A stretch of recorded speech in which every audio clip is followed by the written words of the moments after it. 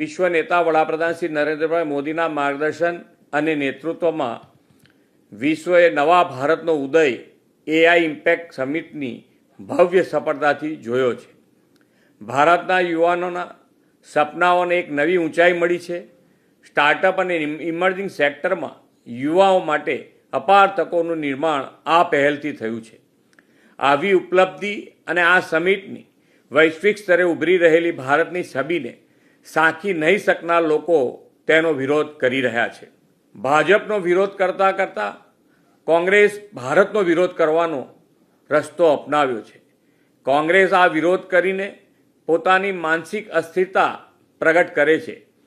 જ્યારે જ્યારે ભારતનો ડંકો વિશ્વમાં વાગે છે ત્યારે ત્યારે તેનો વિરોધ કરવાની કોંગ્રેસની જૂની આદત છે. હવે જ્યારે દેશની યુવા શક્તિ માટે વિકાસના નવા અવસરો ખોલ્યા છે ત્યારે તેમના મનમાં પણ શંકાઓ ઊભી કરવાના અને માત્ર પોતાની સસ્તી પ્રસિદ્ધિ મેળવવાના ઉદ્દેશથી તેઓ એઆઈ સમિટનો પણ વિરોધ કરી રહ્યા છે.